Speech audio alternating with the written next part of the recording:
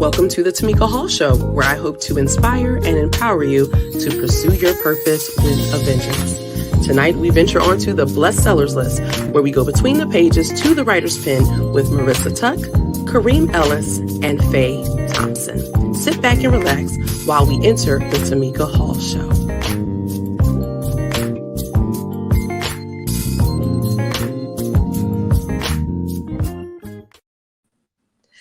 Good evening, good evening, good evening. It's your girl, Tamika Hall. Welcome to the Tamika Hall Show. Listen, I'm really excited about tonight. Tonight is the Blessed Sellers List. If this is your first time ever connecting with me or the Blessed Sellers List, this is the moment where we go between the pages. We go directly to the mind of the pen, the mind of the person holding the pen, and we get to kind of hear all the inner workings of how they kind of put their book together, their thought process, their inspiration. And you're even going to learn some ways that you also can be inspired to finish your next great literary work. Listen, tonight I'm being joined by Kareem Ellis. He is one of the top motivational speakers of our time right now. We also have Faye Thompson. We also have, there she is. I wanted to make sure we had everybody. We have Marisa Tuck as well, who is an incredible fiction author. And I'm really excited to bring them to the stage right now. Everybody put your virtual hands together for my guest on tonight. Hello, hello, hello. How are y'all doing? Absolutely blessed and highly favored. You can tell by the smile on my face, right? I was about to say, you have the best teeth. Come on. Thank you. Come on, teeth. Yeah. I love it. I love it. We have Faye that just popped on. Listen, I'm really excited to have all of you here tonight and all of you joining me here on the Blessed Sellers List. Everybody's bringing their skill sets and they're bringing, their different flair to the show. And I think that this is really just a great moment. I want to just jump right into this. Morrisa, talk to us about your new book. You just released a book. Let us know about that. Sure. Thank you for having me, first of all, Tamika. So glad to be able to share this evening with you. I'm super excited to share times like these with the world. It's the story of Rachel Parker. She's the first lady of the largest and most prominent African-American church in her community. And her world is really just turned upside down when her husband is tragically murdered and plot twist found in the home of his lover. And so it's kind of, how does she pick up those pieces now that she's lost her status within the community? How does she grow as a believer through this test and this trial of her life? There are secrets within her family that are revealed in the aftermath of this. There's a little bit of church politics that come into play. So it's all of those things. I'm a Southern writer, so there's certainly some Southern flavor in there as well. But all of that happens in Rachel's journey. All of that in Rachel's journey. I think it's really interesting that you worked with the first lady of the church, and I can't wait for us to dive into what the inspiration was behind that. Faye, talk to us about your book. You're going to be re-releasing a book. Let us know all about that.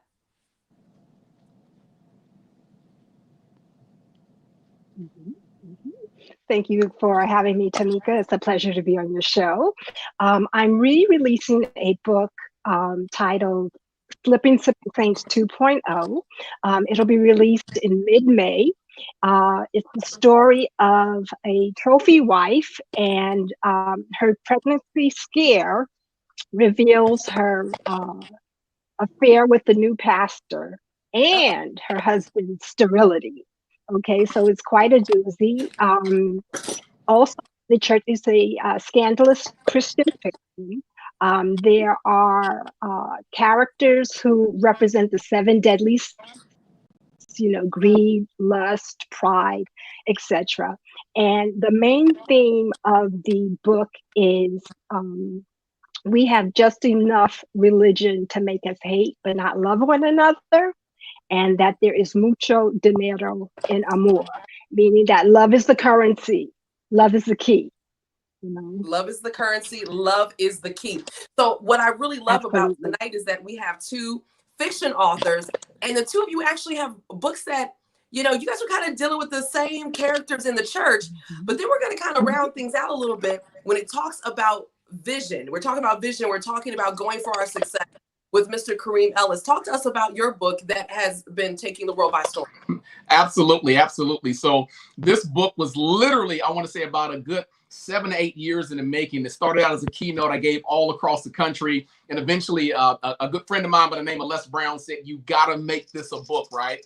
And so the reason we call it GPS My Success, and the tagline is, the address determines your destination, because one of my favorite scriptures in the book of life is write the vision and make it plain. That means that while I'm here on this planet, there is a vision I'm supposed to complete when it calls to the job called my life. And so I look at vision just like a GPS. We understand a GPS is useless till you decide to give it an address. So the question I encourage all the listeners out there, all the viewers out there, is when it comes to your life's calling, your purpose, your assignment, your destiny, the very thing God has put you on this planet to do, have you taken a look at your life's GPS, and what address are you determined to get to? Listen, if you guys didn't come here revved up and ready to go, I know by now you are feeling it after listening to these three incredible authors. I love that. All different backgrounds and what have you. So this is what I'm interested to know. I want to know about everybody's backgrounds. So we talked about the book, but who are you, the person? Morrisa, tell us about you, and who are you, the person? Who's the person behind the pen? Sure. So absolutely. First and foremost, of course, I'm a believer. And then also, I consider myself to be a wife, a mother, a daughter, a sister, and a friend. I'm really just trying to be a Proverbs 31 woman. That's my mantra. That's what I try to live by. But, in terms of being a writer and what's inspired me as a writer, my mother is a pastor and has been in ministry for over 26 years. So seeing her in church leadership, and then also my husband is a deacon within our church and has been for many years, seeing that other side of it, those different things have really inspired me as a writer. Kareem, who are you behind? We heard a little bit. And Cassandra actually threw up there and she said, well, go ahead and preach then. All right. Well, my name's Kareem Ray Ellis. I'm a native of Cincinnati, Ohio. I've been an entrepreneur for a little over 20 years, both in the speaking business and the real estate business. I'm a John Maxwell certified leadership trainer. I'm a Les Brown platinum speaker. I'm actually the host of Les Brown's Monday Night Motivational Calls. And I've been put here for a time in the season such as this. So I'm walking out my God-inspired calling on the face of the planet as I inspire people to unlock the 2.0 version of themselves. That's the second time we heard 2.0 tonight. Faye, who are you behind the pen? Listen, I am one of God's biggest cheerleaders. And I say that because I have been through so much in life, but God. And I often share the story with people that when I was 17, my life started to unravel. I was going to my dream college, and unfortunately, things started to unravel. And I thought that my life was over, but I was wrong. And I give God the glory. I give him the credit, because I know that when I am weak, he is strong. So I'm his cheerleader. I love that. So everybody kind of talk to me about, how did you determine who your audience was? A lot of folks are considering writing a book, maybe have different styles in their mind. How did you decide who your audience was going to be? Faye, I'll start with you. Okay. Because of the things that I have gone through, it helped me to create a brand called Don't Sit on Your Fabulous. And the goal of Don't Sit on Your Fabulous is to crush your inner critic, renew your mindset so that you can learn to love yourself.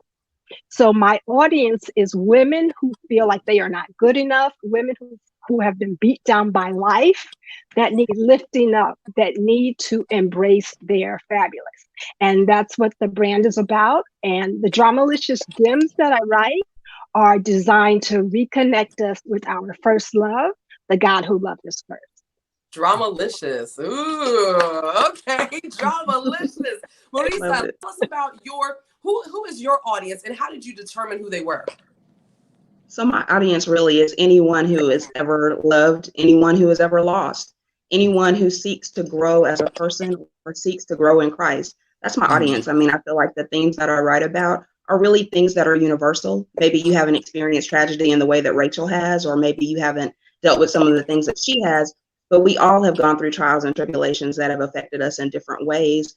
And, wanting to find your purpose and wanting to know God and wanting to be connected to others, those themes are universal, right? It really doesn't matter what your background is or what you've come from or what you've experienced. Those are things that we can all relate to. So my audience, is a little bit of any of those people that have affected or been affected by those things or have felt those things. Love it. About your audience, how did you determine who they were? Because with you being in the motivational speaking sphere, there's so many ways that you could have gone. You're in real estate, you're in speaking, you are certified to teach by, you've been given the mantle by some of the greatest giants in the speaking industry.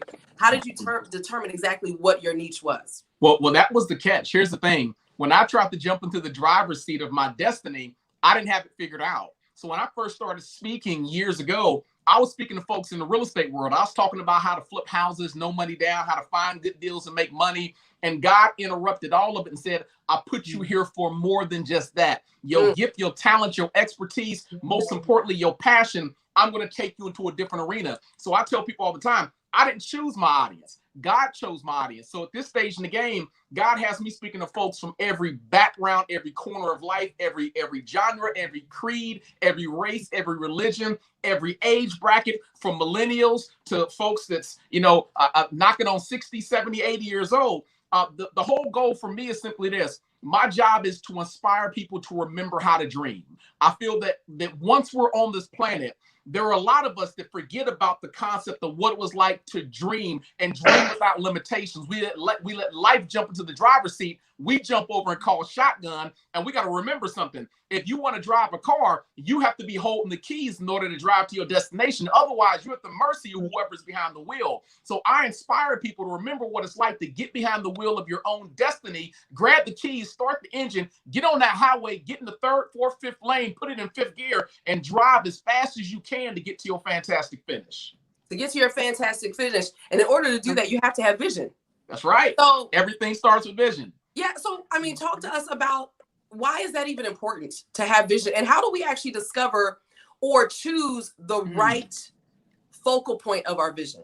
Ooh, wow. So the thing about vision is this. Vision can break down into multiple different facets, right? I got the individuals where they want their vision to carry them over financially, or maybe they want to lose a little weight, or maybe they're looking to settle down and get married and create a lifestyle. But then I got some of us out there where we want to go to the next level. We want to walk in our God-inspired purpose. We want to do things we've been put here uniquely qualified and designed to do. So the first thing starts with figuring out, number one, what's my God-given gifts and talents? What are the things God has given to me that's locked inside, that's waiting on me to acknowledge, to discover, and most importantly, pull those things out of my spirit and begin to walk in them? Because I tell people that whatever you've been put here and designed to do, God has already given you the resources to pull that thing off. I couldn't be a world-class motivational, inspirational breakthrough strategist without the gift of communication. Understand, I've been running my mouth literally all my life. As a child growing up, that's the thing I got in trouble for the most, was talking too much. My senior year, I was voted most talkative. So the thing inside me, what I was designed to do,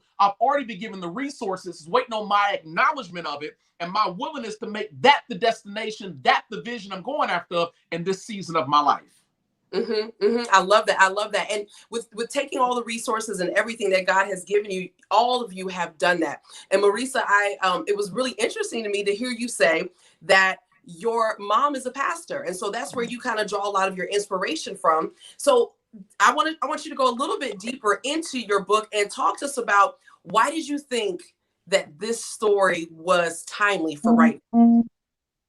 Sure. So I feel like this story is relevant because it touches on so many things that are, so many issues and topics that are important in the church today. They're in our community. There are things that it addresses, such as family secrets and what impact those things can have, not just, in the present, but how it can affect how a person grows and moves forward, how it can impact forgiveness, how it can impact so many other things. And then it also addresses mental health. Certainly Rachel experiences loss, and she grieves through that and still has to be a mother and still has to hold it together and still has to live her life in spite of all of that. I actually lost my father at an early age, and I watched my mother as a survivor. I watched her as someone who held it together and grieved and continued to push through. And so certainly she was a great inspiration in that regard as well. but it also, like I said, it addresses mental health. And there's such a stigma related to mental health. And, you know, people need to heal. When Jesus was here, what did he do? You know, he taught, he preached, he healed. And so people need to heal from those things, those wounds of their past, whether it be, you know, those family secrets, whether it be things that are sinful in this life and in the present. Any of those things, all of those things are things that people need to be, you know, made whole from. And so it really addresses a lot of those different issues. And I feel like it's very timely and very relevant. And, you know, as far as how things are being impacted even for us today and what we see today. You know, I definitely think it's timely, especially to be talking about mental health, because I think more so than now, there's been a spotlight on mental health. There's been a spotlight on self-love. And actually, I want to ask all of you right now, how do you, with being known, being in the public eye, how do you balance having a healthy lifestyle, even in the midst of you know, running this race and pushing yourself forward? Faye, how do you balance that? You know what? It's so funny that you asked that, because I had an appointment with my therapist today, you know? So that's one of the things I do. So self-talk, talking with a therapist is very important, and I highly recommend that. I also enjoy music. Music is a form of therapy for me. Fresh air, taking time to be still, okay? But I will say that it is a challenge, especially in these times, you know, with the COVID, with the isolation, you know, it really is challenging, but I just remember that to God be the glory, okay? But the thing that really, yes, absolutely. The thing that really gets me is, do you remember in the Bible, the parable with the talents?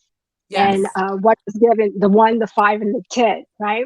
So I had to ask myself one day, like I looked at it, I had a paradigm shift, and I started thinking, wow, for one thing, it's telling me that scared money doesn't make money, right?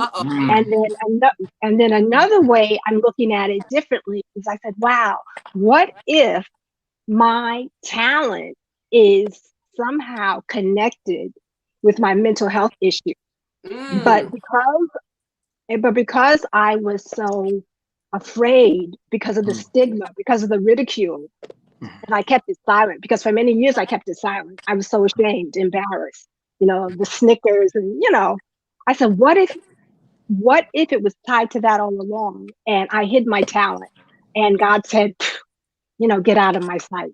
So today I can say, I am grateful. It's a good thing that I was afflicted, because I was born for such a time as this. I was created for such a time as this. And there's so much going on in the world. And I'm just so grateful that the skills that I have gained from mental health and the therapy, it's helping me, but I can also use it to help others. So that's why I'm just so grateful. I just feel blessed, you know, to have survived and to be here. I love that. And I think it is important. And we have people that actually in the comments have said, you know, one, she said, I love my therapist. I had to write this down. Scared money doesn't make money. Okay. And I've been there. And Cassandra says, we were created to be business owners, not enslaved on a job. Absolutely. Absolutely. So definitely, no sound. Can you not hear me? You can't hear me? We can hear you. Okay, sorry, I got that as a comment. Yeah, so, you know, I think we've all kind of been in that place before. Kareem, you literally pour a lot into other people, and in turn, I'm sure have a lot of people that pull on you. How do you balance your mental health? How do you balance self-love and self-care?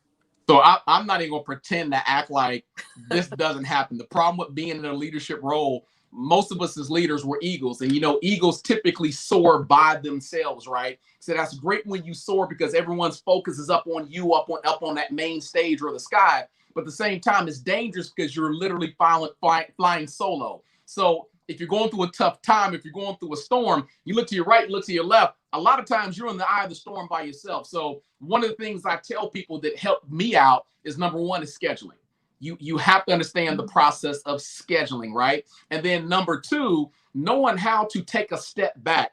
A lot of times being a leader understands that you're not only a leader for people around you, but the number one leader you got to lead is yourself. So you have to understand when you're taking on too much weight and things are getting too heavy, and when to take a physical and a mental step back. And then last but not least, learn how to love yourself. And loving yourself to me is simply learning how to enjoy your now moment, learning how to enjoy who you are, learning how to enjoy the skin you're in. That means unplugging from people, unplugging from social media, unplugging from some of the things that are the distractions from you, because you have to stay refreshed if you want to succeed in life, especially in this day and age where every time you turn on the TV or get on social media, it seems like the bar is raised with a lot of foolishness and nonsense. So I tell people all the time, you got to schedule, you got to be strategic, and you got to learn how to love yourself.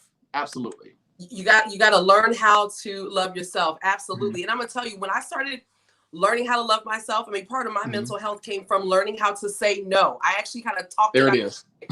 It's amazing.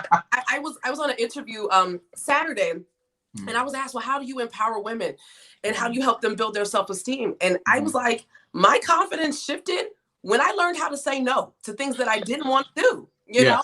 So that was amazing for me. And, you know, I don't think people really realize that when you do choose to sit down and write a book, they don't understand the weight that comes from being responsible for the words that were on the pages.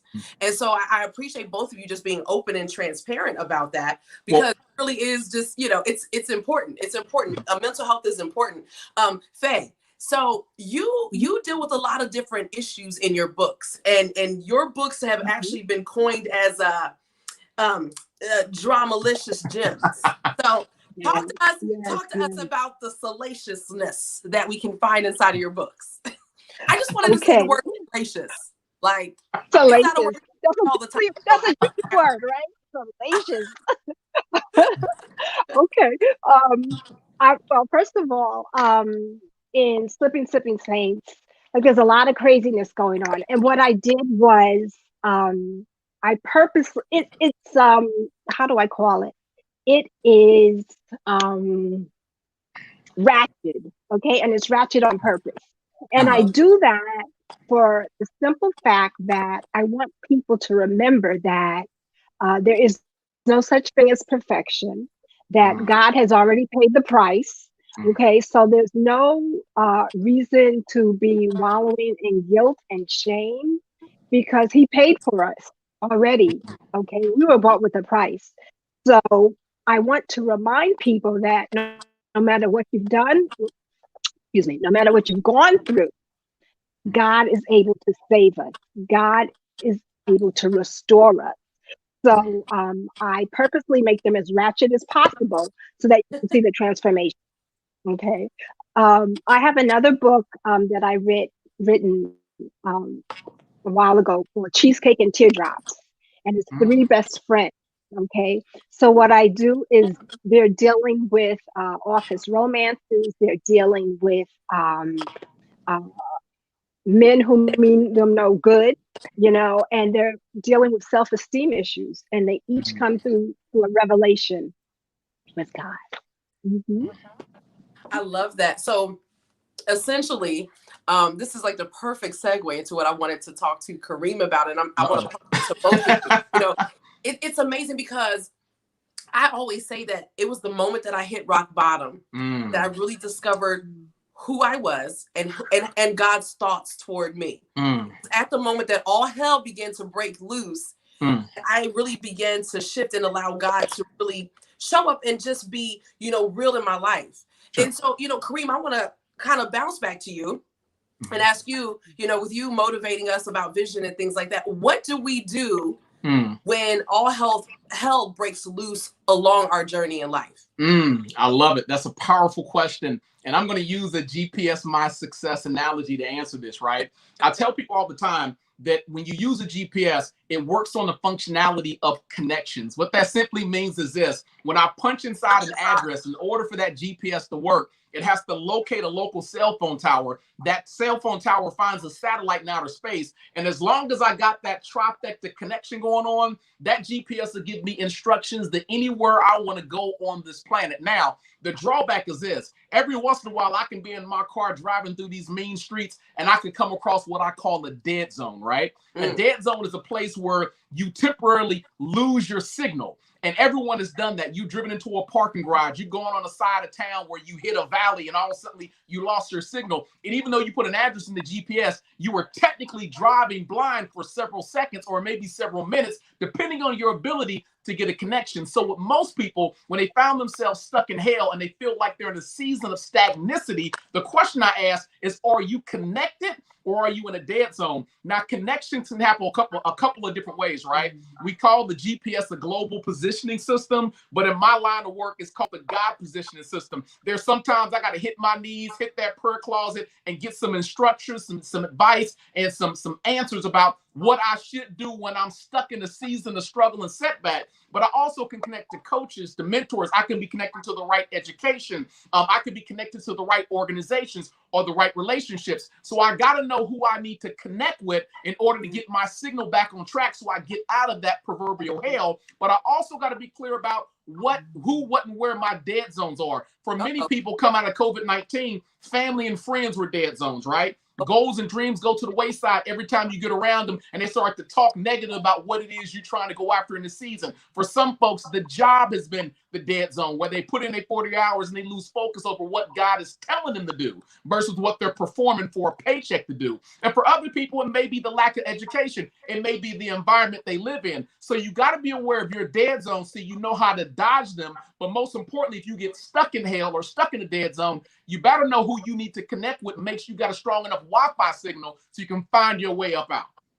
So you can find your way on out. Faye, when we're talking about your books and everybody's going through hell there, how do you want people to determine how they too can break out of hell and along their journey in life? Just by having them connect with the characters. I try to create characters that people can relate to. Okay, so like in the 7 deadly sins with flipping sipping saints, there's pride. Okay, and we've all have prideful moments. We all know people that are like that we say, oh my God, you know, he's so full of himself, she's so full of herself, you know. So I thought that by writing with the 7 deadly sins, we could each see the worst of us and the worst of ourselves, and then we can transform it with God to see the best of ourselves. To see the best of life. Morrisa, what about you? When all hell is breaking loose and somebody picks up times like these, what inside the book is going to help people understand that they too can really make it through the journey? Sure. I want people to, to walk away with some hope and some inspiration and to know that, even if you are going through a difficult situation at this time, if you're in the storm, sometimes it takes being pulled out of that storm to see that it was God that brought you through that storm, right? Sometimes it takes us making it through to the other side and that test growing into our testimony in order for us to really realize, oh, that was God's hand at work all along. And I think that that's what the main character, the protagonist, Rachel Parker, I think that's what she comes to understand by the close of the novel, that it was God's hand in her life that brought her through those storms and allowed her to grow and made all of those things possible. Because we don't always see that, right? Even with seeds that we plant, we don't always see that. Someone else is nurturing that seed. Someone else is growing it. It's just, us for a moment. But just to be able to look at your situation and see the God in that situation, see God, not just see the struggle, see that it's God growing you and testing you and making you better and building you, allow yourself to see God in that situation. I want to ask you, you kind of talked about seeds and we have everybody how to free themselves from hell in the middle of their journey. I want to ask you all, was there ever a moment that you doubted yourself and you that you were good enough for the path that you're on right now? Kareem? Absolutely. And it's a battle we go through all the time, right? I say new levels, new devils. So once you graduate 6th grade, you got to go to 7th grade, and there's new devils in 7th grade. And you get to 12th grade, there's new devils for you graduate. So there's always going to be a season where you will be under attack by the enemy. Why? The enemy's job is to get you so that you don't make it to the end zone, score a touchdown, and win the game called life. So one of the things that helped me, one of the things I struggle with, I'm a self-proclaimed perfectionist, right? The reason why it took so long to put the book out because I kept looking and saying it's not good enough. And God had to correct me in my tracks and say, listen, son, I didn't call you to be perfect. I called you to perform. And I don't know who needs to hear this today. God never asked you to be perfect. He just simply said perform. You let me take care of your flaws. You let me take care of your character issues, because I will work all that out as you go through the flames, the fire, and the setback. Remember, if you're purifying gold, it has to go through the fire to burn off any impurities. And so a lot of times that's what those hell seasons are like. It's not to take us out. It's simply there to burn off the impurities, perfect our character, and push us on to the next stage of the game. You better preach in here. You better preach tonight. That's what it's all about. I mean, it's just, listen, that's why you're a motivational speaker. I'm feeling all motivated and stuff, and I'm excited. And you're right, it's about pushing us to the very next level. Faye, talk to us. Was there ever a moment that you were like, I'm not good enough for this? Oh my goodness, yes. Yes. Okay. But my favorite verse in the Bible that has gotten me through so much is Romans 8:28. For you know that all things work together for the good, those who love the Lord and who are called according to his purpose. So when I am going through, I remind myself, okay, I know it's rough. Oh God, can I keep doing this? Oh Lord, please help me. Why? Why do I have to wait so long? Why? But then I remember, and I center myself, I stop, be still and know that he is God. So I stop and I'm still, and I remind myself that all things are working together for good. Okay. And that he knows the plans that he has for me. And actually the last scene in Sipping Saints, they all meet together at a restaurant, and the name of the restaurant is Romans 8. And I did that symbolically, for that scripture. And I think it's so important. And what I love about that is we have to be intentional about whatever path that God puts us on. And whenever he gives us the opportunity to speak, we have to speak with intention. We have to write with intention. Morrisa, talk to us about a time where you felt like, man, I'm not good enough for this. I don't know if I should do this. And tell us how you were able to bounce out of that. Sure, absolutely. The whole process of even writing this novel, I questioned myself all along the way. I was like, is this really what I should be doing? Am I doing it well enough? Before choosing the path of becoming an independent author, I did seek out traditional publishing.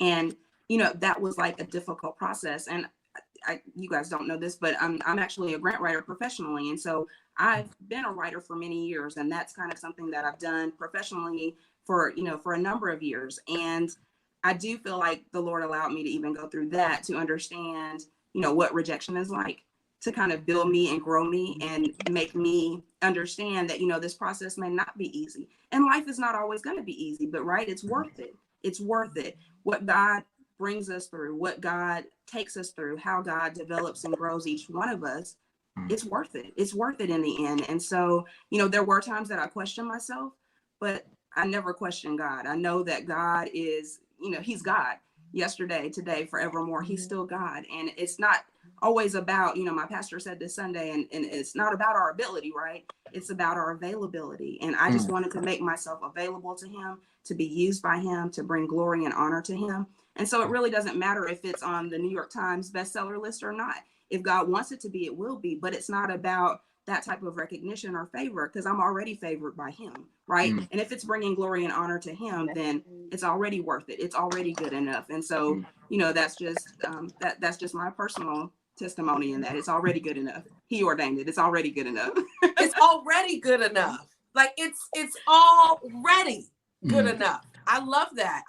It's already good enough. I can't even get past that. It's already good enough. And for those that are tuned in listening, listen, if you're just popping in here, I'm sitting here speaking with the incredible Marisa Tuck. I'm speaking to Kareem Ellis and speaking to Faye Thompson. And we're talking all things books, all things ministry, and we're getting motivated along the way. If you've ever been feeling like you were not good enough and what God has put in you is not good enough, it's already good enough. It's already good enough. So, a lot of times what happens is when we don't feel like something's good enough, it causes us to become complacent. It causes us to, be stagnant. And, I know a lot of people have hopes and dreams, but some kind of way, sometimes they just get stuck. Kareem, I want to ask you, what's the main reason that people feel stagnant, and what can we do to push past that? Well, if you want my personal take on it, because I'm going to give it to you. What I find with most people is when they get stagnant, they fail to recalculate. And what I simply mean is this, right? When I put an address inside a GPS and I'm speeding towards my destination, I may make a wrong turn, right? I may come across rush hour traffic and I notice I'm going to be stuck in traffic for 20, 30, 40 minutes, depending on what's going on. And at that moment, I got a decision to make. I can either turn around, call it quits, go back home, get back in bed and call it a day, or I can allow my GPS to do the thing it's designed to do, and that is simply to recalculate. See, the GPS never loses sight on the address that was put in the destination at the start of the journey. What happens a lot of times is we get behind life's wheel, we run into situations and circumstances like COVID-19 or breakups or separations or financial challenges or job loss, and we take that original address, that destination, and we hurl it out the window and say, well, I guess I can't go forward. When God is saying, I want you to recalculate, there's more than one way to get to the finish line, but are you willing to listen? Are you willing to trust? And do you understand that if I take you a different route that doesn't look the way you thought it was going to look, because many of us have a blueprint in our mind of how things are going to work out. We think that 1 + 1 + 1 + 1 = 4. And God says, no, 2 + 2 = 4. 3 + 1 = 4. 5 - 1 = 4. There's so many ways I can recalculate and get you to the number 4, but you can't be so locked in your mindset that you're not willing to recalculate. Again, the goal is to get you to the finish line. Get you to the finish line. We have somebody that said, grow me, God. That's it. That's it. It's about getting to the finish line. I want to ask you guys, have you, in writing this project or maybe even another one, have you dealt with naysayers? Because a lot of times, you just talked about us recalibrating and recalculating. And a lot of times people have to recalculate because they listen to the voice of other people. So, Morrisa, have you ever had to deal with the naysayers? And then how did you deal with that? Right. So I have had people question, like, is this really what you want to do? Do you really think that, this is for you? I've had people kind of ask me that, and kind of, how sometimes people look at your dreams, and because it's not their dream, they think they have the best advice for your dream, or, they're not in your situation, and yet they're still the expert on your situation. We all have people like that. And for me, it's to kind of break away from the noise, block out the noise, and focus on God.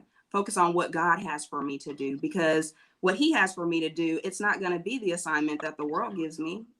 It's not. He doesn't think like the world. So what God has for me to do, if I'm on his path and I'm on the path that he wants me to be on, then like Kareem said earlier, we're gonna reach that destination, right? It's gonna be that destination that he wants us to reach. Yeah, absolutely. And I like that. I love that nugget of we're not doing it for the world anyway. And sometimes we do have to keep our why in front of us. Faye, what about you? Have you had any naysayers, especially with you writing Dramalicious Gems? Yes. Have you had people say something to you about that? Yes.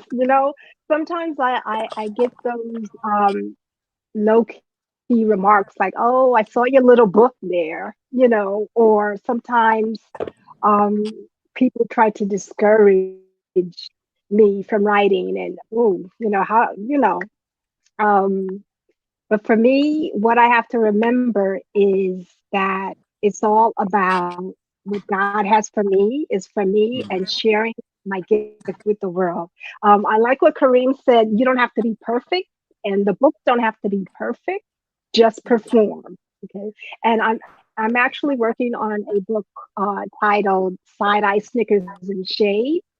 So it's how you deal with all of these toxic relationships and the negativity that comes your way, when you're trying to embrace your fabulous. Trying to embrace your fabulous. Mm-hmm. Why don't we embrace our fabulous as women?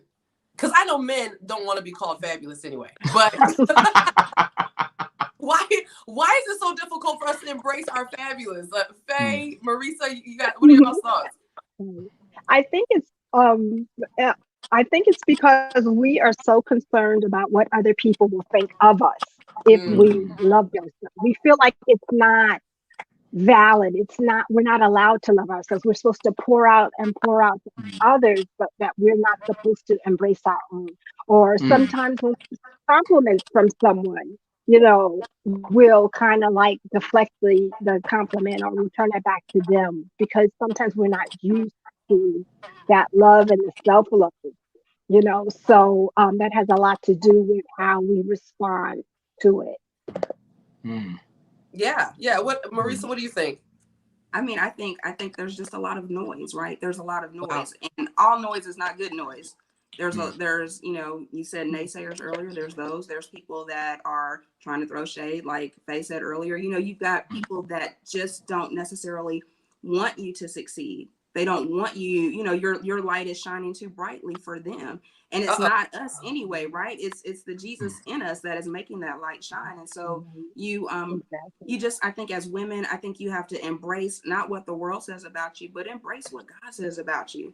Get in his word and embrace, those affirmations that are right there in his word to encourage you and to lift you up and to let you know that he sees you as beautiful. He sees you as worthy. He sees you as loved, even if the world doesn't. Tamika, I love to jump in here and add something of value, because I want to add. They're throwing so many nuggets of wisdom that they just hitting off my spirit. And I just want to give you two things God gave to me when I started this journey, because we all have those haters and those doubters, right, that want to throw those fiery darts at you. And God told me to lean in for this one. So I'm going to tell the audience to lean in. I'm going to get in close to it. I'm going to tell you this right here. God has been using haters to push people into their destiny since the Garden of Eden. That's number one. If Satan understood the mistake he made on trying to trick Adam and Eve, because that brought down the Christ sacrifice, he never would have done it. The haters that are antagonizing you in this season don't realize it. They're not stopping you. They're pushing you. Why? Because God says that which was meant for your evil, I will repurpose for your good. The second nugget I'm going to drop is this. Haters always hate up. They never hate down. I'm going to replay that, rewind that. Haters always hate up. They don't hate down. If they talking about you, that means you're here and they're here. I've never pulled up to a street corner and saw a bum on the side of the road begging for change, begging for money, and people just talking about that bum. Look at that bum out there with the holes in his shoes, not doing anything with his life. People typically hate up, not down. So if they running their mouth about you, it lets you know your standpoint in the conversation, and that should be fuel and encouragement to kick it into overdrive. Haters always hate up. They don't hate down. That needs to be on a t-shirt. Do you even wear t-shirts, Kareem? Absolutely. Listen, I'm in the gym every day. You know I'm gonna rock a t-shirt. So you rock a t-shirt in the gym. I'm talking about everyday life. Or do you wear life? You getting the after hours version of me. When this goes off, the t-shirt is going back on. Well, you need to put that on a t-shirt. Haters always, let me put that back up here. Haters always hate up. They don't hate down. That's a really great point. And I guess I never even thought about it like that. You're right. I mean, some people's not doing anything with their life. They're not going anywhere. There really isn't anything to talk about. So it's like people don't waste their breath on things like that. And so, I mean, well, Kareem, then how do you deal with the hateration? Like, you drop that gem on us because of who you are, because of your energy. I'm gonna tell you, it's something I get all the time. I've got people who will say eventually, they'll be like, I didn't like you when I first met you because you seem too nice. Yeah. I don't know how that's possible, but whatever. So they're like, you're too nice. People didn't like my energy. And you have an energy, and you definitely are a light. How do you deal with the naysayers and people that are hating on you. Well, Bill Cosby once said that the definition of insanity is trying to please everybody, right? And so you understand there's people that's going to wake up and not like you just because of who you are. There's people that's not going to like you because you are walking after your goals and dreams, your purpose, your calling, and they're sitting on the sidelines watching you go by. What I've learned from most people is this, is we all live inside a comfort zone. And the problem being is nobody wants you to disturb their comfort zone. We create our lives around our comfort zone. We create our income around our comfort zone. We create our lifestyle and living arrangements in our comfort zone. So if someone runs across me and they see me out there doing the daggone thing, I'm chasing my goals and dreams, then you no longer have an excuse. You can't sit back and say that this is good for me when I see someone who stepped outside of their comfort zone and they're chasing their goals and dreams. Now, here's the problem. Most people do not want to be forcefully moved out of their comfort zone, right? And so it's easier for me to defend my comfort zone than to tap you on the shoulder and say, hey, brother, hey, sister, I see you doing big things. I see you going towards glory. Tell me what you're doing. Show me how you doing it. And better yet, can I tag along for the journey so I can chase my happy ever after the same exact way? Most people are hell-bent on staying stuck inside their comfort zone, which is why even Jesus told the disciples that if they don't receive you, we walk into different cities, shake the dust off your sandals and keep it moving. Your job is not to get everybody to go along for the journey, just the chosen few that hear your message, that hear your music, that hear your voice and say, I'm ready to pack up and come along for the journey. Yeah, you're right. I mean, everybody's not always going to be ready for our message, and we have to just be okay with that. Like you said, we got to dust off our sandals. I don't know why that made me want to giggle a little bit, because I know that's what the word, but you know, because I thought you were going to say shoes and you said sandals, and I kind of chuckled a little bit on the inside. But hey, listen, I said Jesus had jokes. He did. Like, listen, it's so funny because people spend so much time judging people. You know, like Faye, you talking about how people judge you for writing about the ratchetness, right? And somebody, I can't even find it because it's up in the comments. They actually said that they're ratchet on purpose. You know, they said they're ratchet on purpose too. But the point of the matter, you have to write from a perspective where people are going to get it. You know what I mean? Morrisa, I mean, you know, people who actually had the nerve to say to you, are you sure this is what you want to do? As if they pay a light bill, as if they buy food and put food on the table. It's just amazing that people do that. And then Kareem, you're sitting up here trying to empower people. And the fact that anybody would have something negative to say about you wanting to help people become their very best self, it's amazing. And so at the end of the day, you're right. We got to dust off our sandals and we have to keep it moving. Mayu over on YouTube says, well, first they said, I love it. I'm buying all of these books. And then they went to church on us and gave us a nice summary. I love church because, you know, church, they sit around when it's a platform service and they, you know, most people will write out, you know, one long thing. So Mayu says, times like these, I might sip and slip, but I have the GPS to my destination. That's some good stuff. That's good right there. That's good right there. I love it. Before I let you guys go, I want to ask you to please tell everybody, you know, how they are able to connect with you and how they can purchase your book. Morrisa, we'll go ahead and we'll start with you. Sure. So my website is marisatuckwrites.com, but certainly anyone that wants to reach out can send me an email as well. It's marisatuckwrites@gmail.com. I'd love to hear from book clubs or reading groups or churches. This would make a fantastic non-traditional Bible study. If a church is interested, I would love to, you know, to reach out or to connect with any of those types of groups. So certainly marisatuckwrites.com, marisatuckwrites@gmail.com.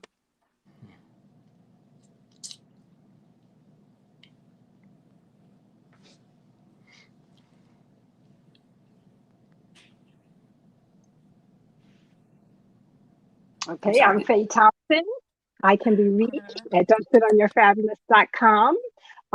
My books are available on Amazon, on my website, and I do virtual book clubs right now. DM me and let me know if you're interested. I'd love to be a guest author at one of your clubs. And also, you can follow me on all social media platforms. Don't Sit on Your Fabulous.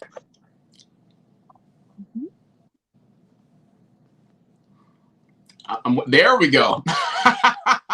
Wait for that little time delay, right?